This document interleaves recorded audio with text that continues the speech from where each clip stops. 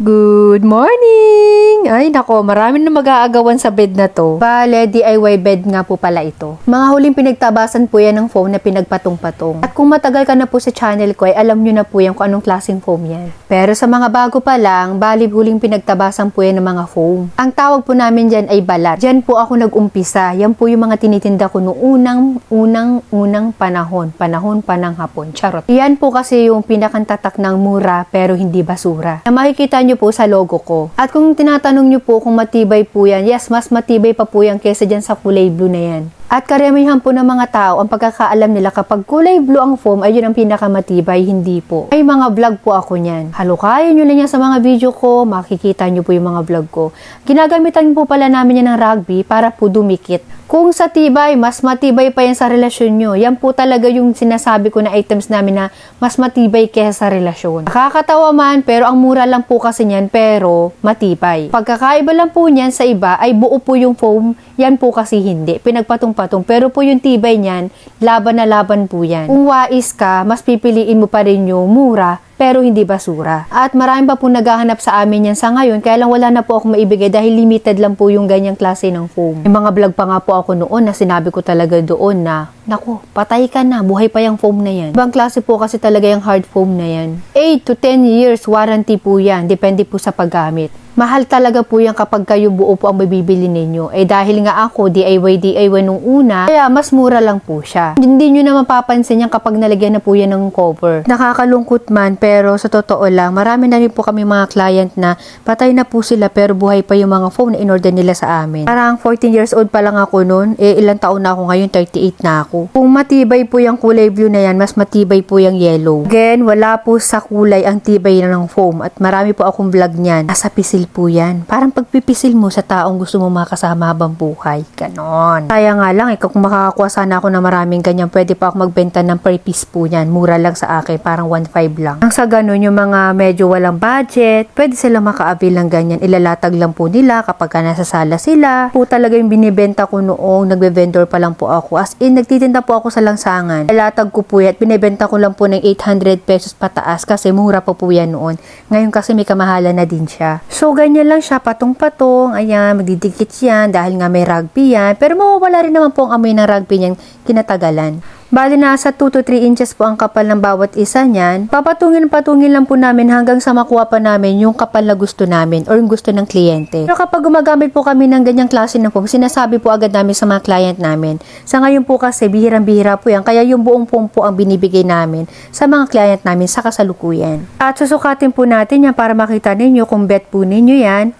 Nasa 12 inches po yan ang kapal niyan. Hindi po yan magaspang ha, kung may nakikita kayo magaspang na part dyan. Dahil po ang pinakaibabaw na gagamitin natin dyan ay yung makinis. Yan, so sakto.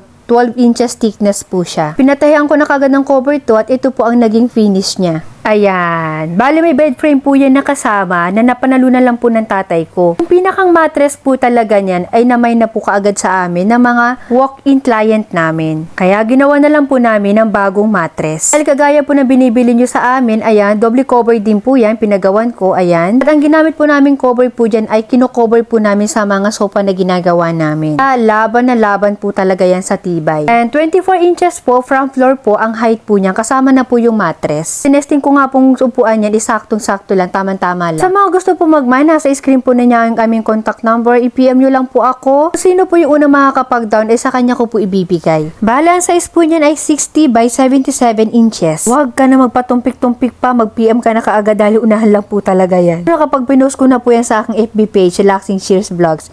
At eto, i-flex ko naman po sa inyo yung na-finish na namin na lamesa po ng old client namin. Lagoon Dining Table. Bali, dinala po kasi namin sa kanila ito last year na hindi pa tapos. Bali, niles po namin yung epoxy resin niyan para po mas lumabas po yung pinakang wood niya. Acacia wood po yan. At marami pa pong design ang ilalabas po namin na ganyan. Abangan nyo po yan. Maglalagay po kami ng mga bato, flower, depende po. Ano yung naiisip ko na pwede pang design na ilagay dito. Marami na po ako mga pinagawang table na sarili ko pong design. At buti na lang nagsumasang-ayon po yung gumagawa nito. Kaya mas lalo nagiging maganda yung outcome niya. At kinabukasan po ay November 1, birthday po ng tatay ko, ay nagluto po ako sa kanila ng fried chicken. Yung kapatid ko naman ay bihon. Totoo po talaga yan, ayaw ng itay na magluto. magluto kasi wala naman daw siyang budget kaya ako na lang po ang nag-provide. Sabi ko, hindi naman kailangan magarbong hangdaan. Ang importante may pagsasalu-saluhan kasi magpasalamat siya kasi dumating siya sa edad na 65. Alam nyo ba na hindi tayo magiging masaya kapag hindi tayo marunong makontento kung anong mayroon tayo? Sa panahon ngayon, ang pinakang importante yung wala tayong sakit. Kahit pa anong dami ng pera mo, kung may sakit ka, wala din. Wala ring saya. Napakarami ko ng kaibigan na ganyan, kakilala, kliyente, na may pera sila pero napupunta lang sa pagpagamot nila. Kaya ako ang mindset ko, hanggat masaya, mag-enjoy. Siyempre, doon sa afford mo lang. Sabi ko nga sa itay ko, mahirap yung sobrang taas ng pangarap, mapapagod ka lang. Doon lang tayo sa sakto lang. Lalo na sila, mga matatanda na sila. Dapat talaga ini-enjoy na lang nila yung buhay nila. Kasi kapag pinilit mo yung bagay na gusto mo na hindi mo naman kaya, naku, bubulo ka na lang, hindi mo pa nagagawa yung dapat ginagawa mo sa buhay mo. Kaya nga po talagang kami-kami lang dyan, hindi na po talaga kami nag-invite kasi konti lang naman po yung handa. Bigay na nga lang kami ng bihon sa baba dahil wala din naman po yung mga tao namin, mga nasa bakasyon dahil November 1 nga po. Napakaliit lang po kasi talaga ng pamilya ko. Dalawa lang po kasi kami magkapatid. Pareho po kami tig-isang anak lang. Pinalaki po kasi kami ng tatay ko na wag daw kami mag-aanak ng marami dahil dinanas niya po talaga yung grabing paghihirap nilang magkakapatid. At tumatak po talaga yun sa isip ko. Kinikwento po kasi sa amin ng itay noon kung paano sila nabuhay. Na halos isang beses isang araw lang sila kumakain. Uy! Fasting yan. Samantalang ako, isang beses kumakain sa isang araw dahil diet ako. Sila, dahil sa dami nilang magkakapatid, kaya ganun. Happy birthday to you! Sana may biyaya lagi. Cake. Alam niyo, chillers, ako hindi ko hinangad na yumaman. Habang tumatagal, mas gusto ko yung masayang pamilya, walang sakit. Yan po ang ina-advise sa akin ng mga nakakausap kong mga kliyente kong mga may pera. At kinabukasan nga ay pumunta po ang isa sa mga kapatid ng itay na akala nila November 2 ang birthday ng itay. At kinahapon na naman ay nag-umpisa kami maglinis sa rooftop dahil humihingi na talaga ng hustisya. Naglilipat ng halaman dito sa may second floor. Ganda rin yung ganitong desisyon ni Habi para kahit pa natutukan ko o nadidiligan ko ng naghugasan ng bigas itong mga halaman ko. Aminano, sinasabi ko sa inyo, tumatanda na rin talaga ako eh. I-start na talaga yung pabulok. Mahal na mahal ko yung mga halaman na yan kasi binili ko po yan sa Batangas. Memorable po sa akin yung mga halaman na yan dahil nasa deliver po kami nung pinag-iipon-ipon ko yan hanggang sa dumami na sila. Iba sa Cavite, sa Pampanga, bali bonggabilya po yan at yun lang po yung gusto kong halaman sa ngayon para iisa lang, hindi siya makalatingnan. Matinik nga lang yan kaya kahit pusa hindi dyan makakapaglaro. Ginusto ko po kasi dyan hindi siya mahirap alagaan, hindi katulad ng boyfriend mo. Uy! At pagkalagay nga ni Habi dyan, maglalagay na rin po siya dyan ng pailan-ilan na Christmas light. Ay, parang kailan lang magpapasko na ulit. Talagang busy ka sa trabaho, hindi mo talaga mamalayan yung araw. Tararan! Ay, ang ganda! Habang ginagawa nga pala ni Habin, ayan, nanonood nga kami ng mga pwedeng pasyalan na malapit lang dito sa amin katulad ng Tagaytay, Batangas. At kinagabihan po ay may deliver po kami pero pinalalamob na lang po namin yan. Shoutout po kay Madam Danica Basilio. Bale, diba with storage po yan? Kagaya po yun ang ginawa namin kay Mami V. Napanood niya po kasi kay Mami V yung ginawa namin sa kanya na ganyan. Bale, fabric po yung ginamit namin dyan at with storage po yan. Dalasan po ng mga ganito namin, nilalagay po yan sa mga baba po ng bed. Ang dami nyo po kasi pwedeng ilagay dyan, sapatos, mga pillowcase, kumot, comforter. Bago nga ulit ako umakyat ay ayan, tininan ko na naman yung Christmas light dito sa aming terrace. At binuksan na nga rin namin yung ilaw doon sa kubo na matagal na po yan dyan, hindi na namin tinanggal. Sana nga kumasya yung Christmas light namin, yung iba kasi nasira na para maglalagay rin ako dyan sa mga halaman na nasa baba. Ewan ko ba, ang ganda ng pagkakatabi namin nito pero bakit ganyan, may mga sira daw kaya ayusin pa ni Habi.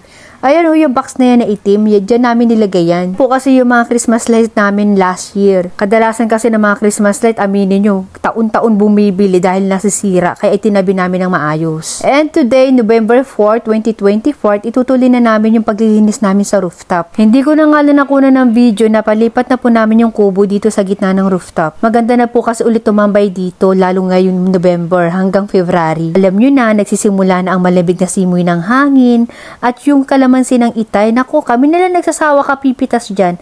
Napakarami ng bunga. At ito naman yung mga bonggabilya ko dito sa taas. At ayaw ko nakikita itong sa may hagdanan namin dahil naghihingi ng pera yan, chillers. Nagwawasak yan ng mga aso ko kaya ayan kailangan palitan. Pero wala po yan dyan ang isip ko dahil wala pa tayong budget para dyan. Kailangan unahin mo natin mga jutang-jutang bago yan. Car wash po talagang ginagamit ni Habi sa paglinis ng kubo dahil may mga tuyo-tuyong dumi ng aso dyan. Pati ang electric pa na yan, sabi ko baklasin para malinisan. Hindi dito pwede yung walis-walis lang. Nako, ang hirap po talaga paglaanan ng budget itong rooftop kasi malaking halaga po talaga ang kailangan. Hirap kasi ipilit ang mga bagay-bagay kapag hindi pwede, masasaktan ka lang. Pati mga washing machine dyan, ipinababa ko na. Meron pa nga natitirang isa, ipababa ko na din yan para talagang malawak na dito sa rooftop. At lahat po yan ng mga lumot-lumot na yan, aalisin niya ni Habi gamit ang car wash. Grabe kasi pag madalas na umuulan talaga, nilulumot kami dyan. Kaya nga itong papaya ni Itay, naputol ng bagyo. Buti na nga lang talaga at may maayos na car wash kami kasi talagang tanggal ang lumot. Pati mga masasamang espiritu, talaga matatanggal niyan. Uy! Sasuggest ko rin yan sa mga binabaha ang mga lugar. Hindi naman po kasi ganun kamahal yan. Ayan po, hanapin nyo lang sa online. Car chair. Hindi ko na nga lang talaga matandaan kung magkano yung pagkakabili namin dyan. At tingnan nyo naman tong aking pusa. Napakagwapo. Nakawalan ko muna yan dyan kasi nga naglilinis para makapasyal-pasyal man lang siya. Yung iba kong pusa, hindi ko muna pinakawalan kasi matitigas ang ulo. Bumababa. Na nga yung nalinisan ni Habi. Ang linis na wala na lumot. At excited na nga ulit ako umakyat dito sa rooftop at magkape-kape tuwing hapon. So hanggang dito na lang po lang talatan libro na aking buhay. Sana po nag-enjoy kayo sa panonood. At natapos nyo po ang video na to. Kung hindi ka pa nakasubscribe, mag-subscribe ka na. Itapon na bell dyan sa baba para updated ka sa mga bagong video pang i-upload ko. Thank you for watching again and see you on my next vlog. Bye!